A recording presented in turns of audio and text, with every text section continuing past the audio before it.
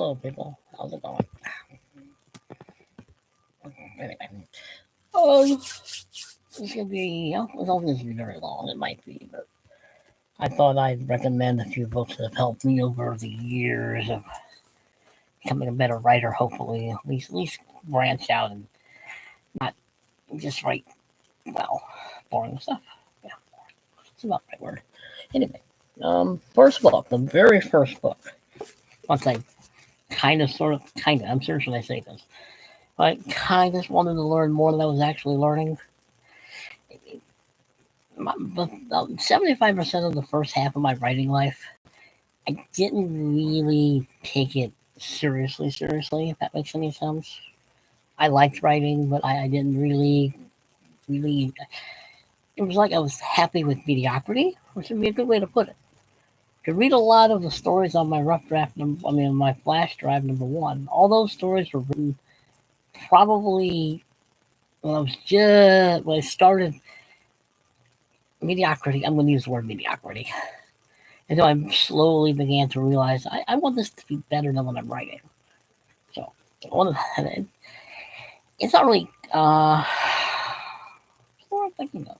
You ever have one of those days where the words just don't come? It's just one of those days. Anyway, in the beginning, I just wrote to write. I liked writing. I really didn't concern myself with the nuances of writing and the grammar of writing and the sentence structure and so on and so forth. I just wanted to write.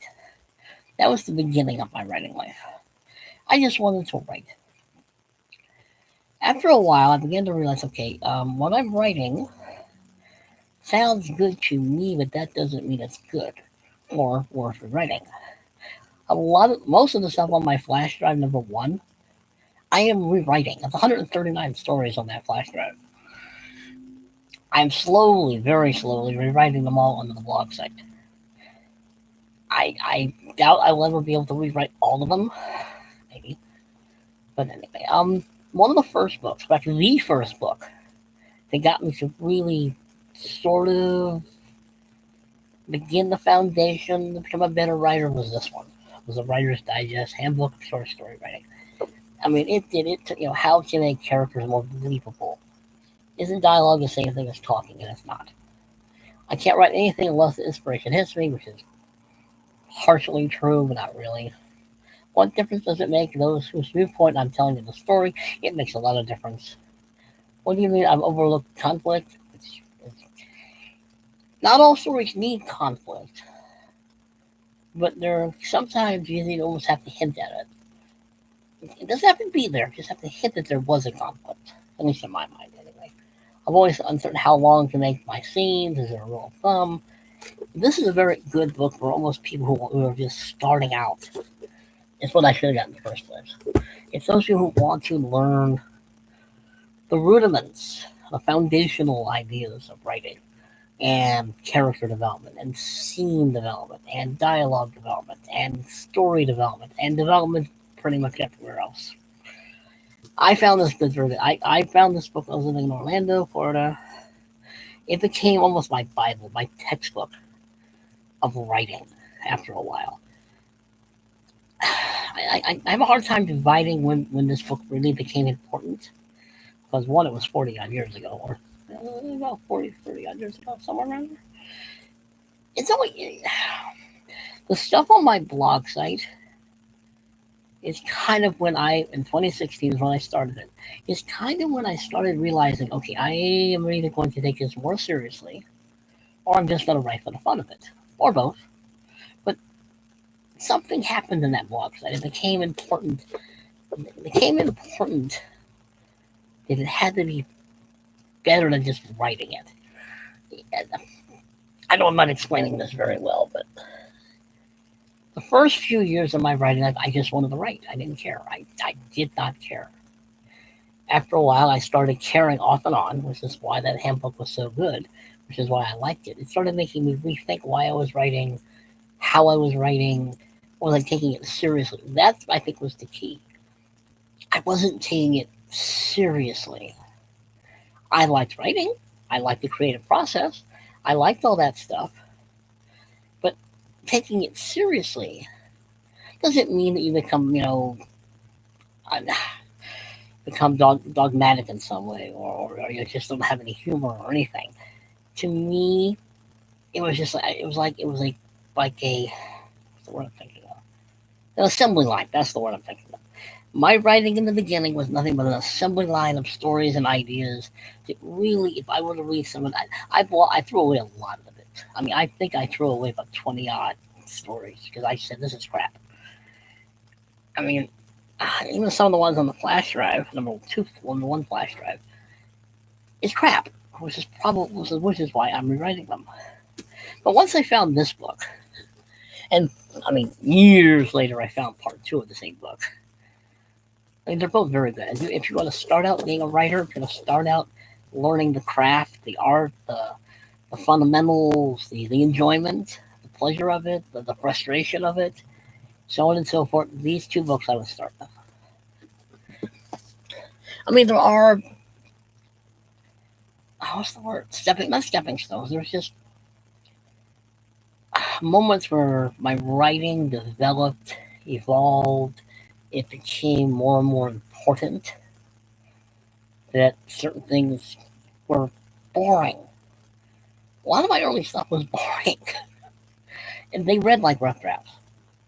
And I think when I realized a lot of the stuff reads like rough draft, I realized, wait a minute, this reads like a rough draft, and we need to rewrite it. This is terrible. This is why I like Natalie, because Natalie's my editor, and she likes to point out the fact that this is crap, or you misspelled something, or she's my grammar police, and I don't pay her to be my grammar police, but I would. Not sure how much, but I would pay her because she's very good at it. She spots the moments when I'm changing a character's name throughout the story and I don't notice it. I've done that. I've done that a lot of times. That's what happens when you don't finish a story all at one time and you go to different projects. But if you're going into writing, and if you want to learn to be a writer, and if you want to learn the machinations and nuances and all that important stuff, including grammar, including sentence structure, everything else, this is the first book I buy. Now, I know people don't think much of Stephen King. They think but this book might be one of the most influential books next to that one, and one other one I'll mention. This book is very good. He does talk about the writing process and how to be a good writer and what it is to be a writer. And you may not like his short stories or his novels or his stories overall. You may think he's a weird dude, and he is a weird dude. But he is also a good writer. Most of the time. Some of his stories are a little deep. I grant you that. But this book, if you can find it, I mean, when he gets to actually the writing part of the book, this book is actually in two parts. The second part, where he talks about the writing process and the writing, what it is to be a writer, and so on and so forth, is very good. He is an excellent teacher. He is an excellent, excellent teacher of the creative writing process. And you may not like him as a person or his writing, but the man does know what he's talking about. He does know what he's talking about.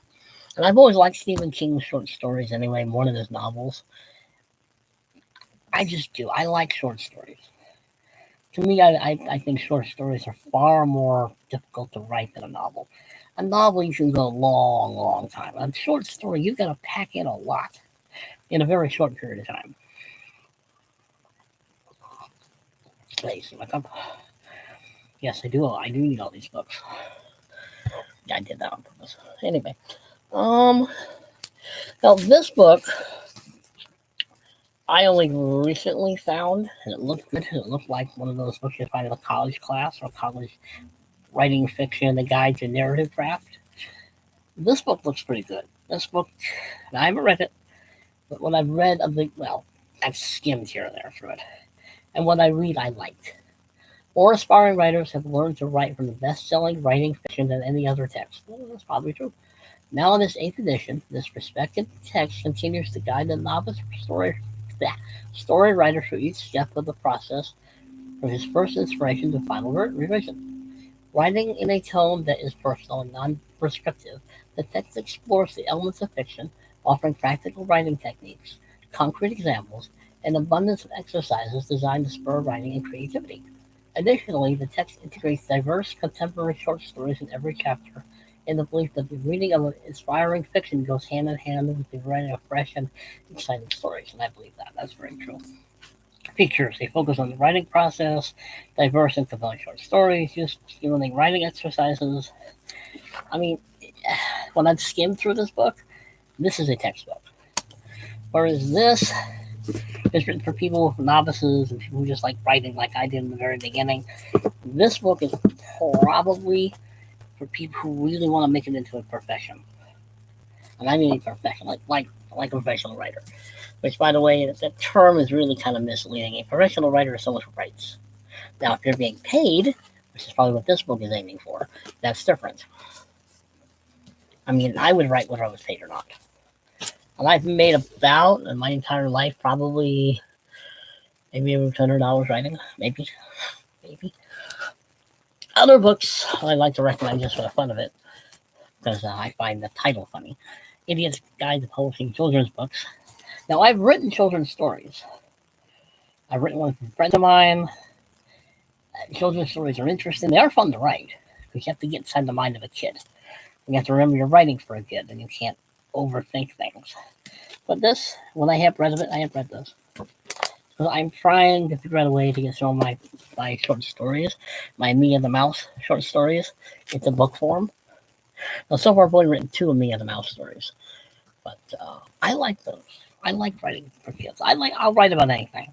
Anybody who knows me knows I will write about anything on any subject, and yes, a lot of times it probably gets me in trouble with some people. Those people don't write. They complain about writing. Grammar police, things like that. This book, I found useful for the most part. I kind of knew a lot of this stuff already. But if you want to just write this kind of stuff, this is a good book. Nothing wrong with it. I'm just saying that it's kind of basic stuff. It's kind of basic principles of writing horror, fantasy, or sci-fi. As I've written horror, I've written fantasy, and I've written sci-fi. And this book, I was doing before and after I read this book, but it's worth it. I mean, any book that can help you be a better writer, or want to be a better writer, or to get out of the mediocre and completely crapola I was writing the first 10 years of my life. That might be being nice. It might have been 15 years. No, seriously.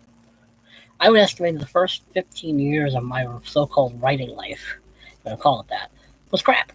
I mean, I still have some of those stories. And I'm going to try to rewrite them, because believe me, they're crap.